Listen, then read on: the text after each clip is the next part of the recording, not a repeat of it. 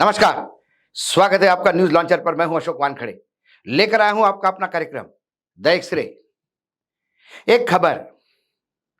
वैसे तो दिल्ली में जब सदन लगता है, मतलब पार्लियामेंट जब शुरू होती है, तो जंतर मंतर से लेकर तमाम जगह पे विरोध प्रदर्शन धरने चलते रहते हैं।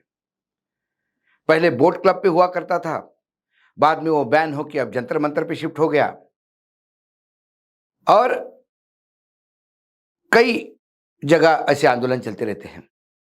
ऐसे ही एक आंदोलन की खबर आज मेरे नजर के सामने आई। वाईएसआरसीपी आंध्र प्रदेश के अभी अभी तक के मुख्यमंत्री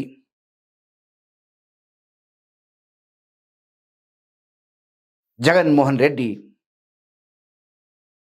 धरने पे। अब उनका कहना है कि उनकी जो पार्टी है वाईएसआरसीपी यानी युवा जन श्रमिक रायथू कांग्रेस पार्टी, इनके कार्यकर्ताओं पे हिंसक हमले टीडीपी करवा रही है। अभी कुछ दिनों पहले वहां सत्ता परिवर्तन हुआ। लगातार 10 साल सत्ता में रहने के बाद जगन रेड्डी सत्ता के बाहर हो गए और क्लीन स्वीप किया टीडीपी ने।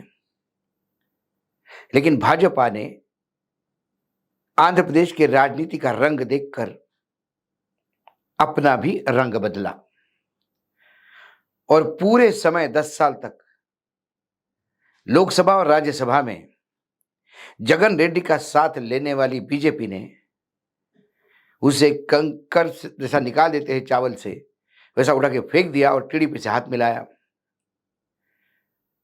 और टीडीपी सत्ता में आई तो अपना एक हाथ विधायक को मंत्री भी बना दिया। हालांकि टीडीपी अपने बलबूते पे वहां सरकार में है, उन्हें कोई गठबंधन दल की कोई जरूरत नहीं। फिर भी एक गठबंधन का धर्म निभाने के चक्कर में बीजेपी को भी मंत्रालय दिए गए, एक दूसरी पार्टी थी उसको भी मंत्रालय दिए गए। जगन रेड्डी 4 लोकसभा सीटें उनके पास आई। लोकसभा के चुनाव में भी बहुत बुरा हश्र हुआ क्योंकि लोकसभा विधानसभा साथ में ही थे उनके, और वहां पर 16 सीटें टीडीपी ने जीती। अब वाईएसआर के पास क्या है? जगन रेड्डी के पास 11 सीटें राज्यसभा में हैं और 4 सीटें लोकसभा में हैं। 15 सीटें उनके पास है। टीडीपी के पास क्या है? 16 सीटें लोकसभा में। तो टोटल सांसद देखे जाए तो ज्यादा फर्क नहीं है। लेकिन जब कोई सुनवाई हो नहीं रही है और लगातार टीडीपी के लोग मेरे कार्यकर्ताओं का प्रताड़ना कर रहे हैं, हिंसा फैला रहे हैं, तो इसके विरोध में जंतर मंतर पे कल बुधवार को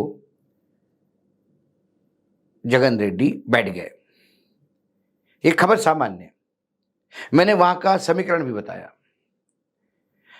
हालांकि जगन रेड्डी ने यह कहा कि उनके 4 लोकसभा सदस्य जो है वो बीजेपी का साथ देंगे। मजबूरी है, उन्हें लगा कि बीजेपी थोड़ी मदद करेगी, लेकिन बीजेपी ने हाथ उठा लिए। आप जानो, आपका आंध्र प्रदेश जाने, आपकी टीडीपी के साथ दुश्मनी जाने, आपकी प्रताड़ना आप जानो, हम इसमें मदद नहीं कर सकते। क्योंकि अभी 292 का कुनबा जब बीजेपी के पास है तो वो 4 सांसदों के लिए 15 सांसद वाली, 16 सांसद वाली पार्टी को नाराज नहीं कर सकते। तो कहीं एक समय ऐसा आया कि बीजेपी को किसी 2 में से एक का साथ चुनना था, तो उन्होंने टीडीपी का चुना। अब जब जगन मोहन रेड्डी धरने पे बैठे तो फिर मैं एक्सरे से क्या देखता हूं, तो उनको मिलने कौन पहुंचे? जंतर मंतर के धरना स्थल पर उनका साथ देने इस विरोध प्रदर्शन में समाजवादी पार्टी के सुप्रीमो अखिलेश यादव, लोकसभा में तीसरे नंबर की पार्टी, बीजेपी कांग्रेस के बाद सबसे ज्यादा विधायक किसी के पास, सांसद किसी के पास है तो अखिलेश यादव के पास। अखिलेश यादव, राम गोपाल यादव, दूसरे समाजवादी पार्टी के नेता, उनके साथ उनका साथ देने, जगन रेड्डी के साथ देने के लिए जंतर मंतर पहुंचे धरना स्थल पर।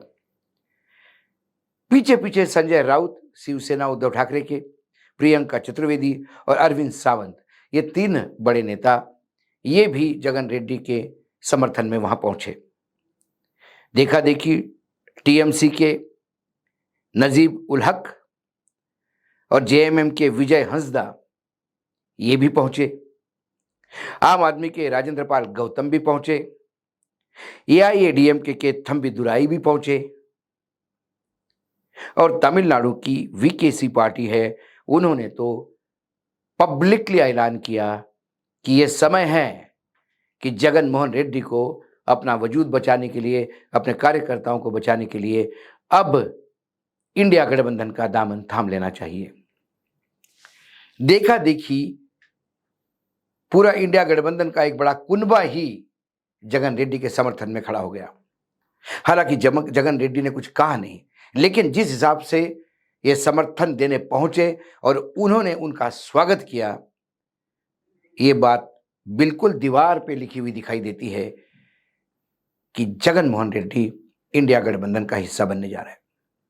और यदि जगन मोहन रेड्डी इंडिया गठबंधन का हिस्सा बनते हैं तो बैसाखियों पे लोकसभा में चलने वाली सरकार, जो पहले से ही बैसाखियों में थी राज्यसभा में, वो बैसाखी टूट जाएगी। लोकसभा की तो कब टूटेगी पता नहीं, लेकिन राज्यसभा में तो एक तो बैसाखी टूटी, अब एक बैसाखी पे थे वो भी टूटते नजर आई। अब थोड़ा राज्यसभा पे क्यों मैं कह रहा हूं कि ये सरकार अल्पमत में आने जा रही है।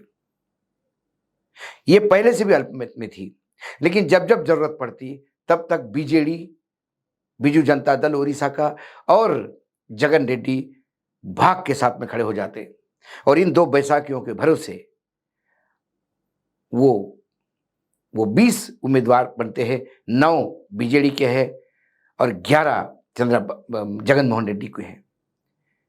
इस भारी भक्कम 20 के भरोसे हमेशा लोकसभा से वो निकल जाते थे। राज्यसभा में वर्तमान में 245 का हाउस है, लेकिन 19 सीटें खाली होने की वजह से 226 सीटें हैं। अब 226 में से मेजॉरिटी के लिए, सिंपल मेजॉरिटी के लिए 114 सीटें चाहिए। एनडीए के पास, बीजेपी के नेतृत्व में जो एनडीए है, उनके पास पूरा कुनबा मिला के 110 सीटें हैं।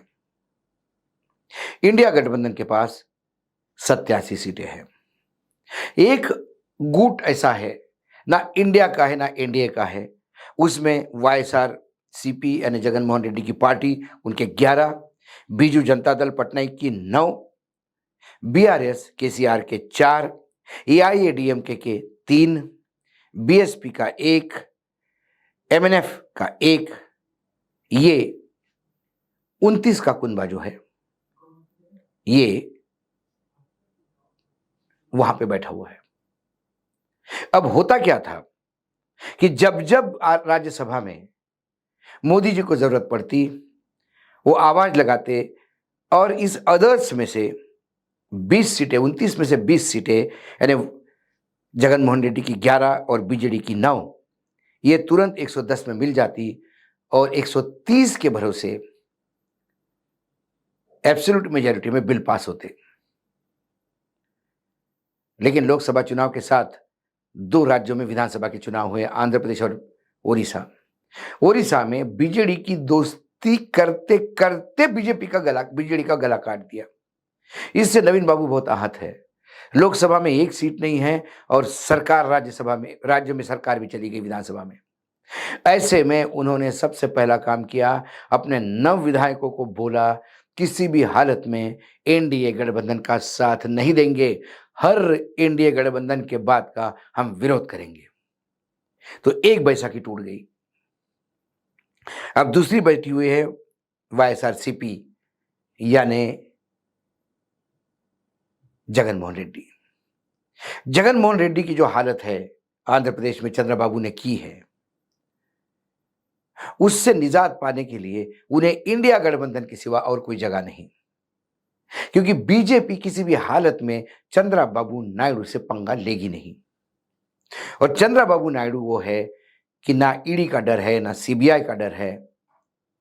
उन्हें पता है कि चंद्रबाबू का डर बीजेपी को है कि कहीं ये नीतीश के साथ मिलकर अलग हो गए तो केंद्र में सरकार गिर जाएगी। इसलिए ना वो कह पाएंगे चंद्रा बाबू को कि आप जगन मोहन रेड्डी को कम तकलीफ दे, ना जगन मोहन रेड्डी को समझा पा रहे हैं कि हम चंद्रा बाबू को समझा रहे हैं। ऐसे में यदि ये 20 का कुनबा उस 29 में से अलग होता है तो बाकी बचे हुए जो 9 हैं, एआईएडीएमके के 3, बीएसआर के 4, बीएसपी का 1 और एनएमएफ का 1, इनमें से 7 का जो गुट है बीआरएस और एआईएडीएमके, ये कहीं हिलता नजर नहीं आता, क्योंकि एआईएडीएमके ने बीजेपी के साथ थोड़ी दोस्ती क्या की तो वहां मार खानी पड़ी। वो बीजेपी से दूर रहेंगे। इसीलिए आज एआईएडीएमके बाकायदा अपनी थंबी दुराई को भेजा उन्होंने कि जाके जगन मोहन रेड्डी के साथ खड़े हो जाइए। और बीआरएस केसीआर की पार्टी है, जिसकी बेटी जेल में बीजेपी ने डाली हो, वो कैसा साथ देगा? अब इस समीकरण में जो बिल राज्यसभा में आएगा, क्योंकि जनरली फाइनेंस बिल ऐसा होता है कि जो राज्यसभा के बगैर भी पास होता है, बाकी हर बिल को वहां किसी भी हालत में आपको राज्यसभा में पास करवाना होगा। एक समय ऐसा था कि बीजेपी का अपने इन दोस्तों पे इतना भयानक कॉन्फिडेंस था कि 370 वाला बिल पहले राज्यसभा में इंट्रोड्यूस किया गया, क्योंकि उनको मालूम था 130 का कुनबा हमारा साथ है, जो 245 पूरा भी सदन लगे तो भी हम मेजोरिटी में आते हैं। लेकिन अब एक बैसाखी बीजेडी पहले टूट गई 9 सांसदों वाली, और 11 वाली जो पार्टी है जिसका नाम वाईएसआरसीपी है, और पूरा नाम यदि कहो, लोग कहते हैं कि वाईएसआर मतलब उनके पिताजी के नाम पे होगा, वाईएसआर कांग्रेस ना, यूथ जन श्रमिक रायथू, युवा और श्रमिक आम आदमी की ये कांग्रेस पार्टी है, इसके मायने ये है। तो वाईएसआरसीपी यदि डगमगा रही है और वाईएसआरसीपी को यदि ठीक से सॉल्यूशन नहीं मिला तो बीजेपी को हर बिल पास करना राज्यसभा में टेढ़ी खीर होगी। देखते हैं समय क्या बोलता है। लेकिन आज जब मैं एक्सरे से इस सिंपल सी घटना को देख रहा था तो पता पड़ा ये तो सरकार डगमगाने वाली घटना है, ये यूं ही कोई किसी को मिलने नहीं गया।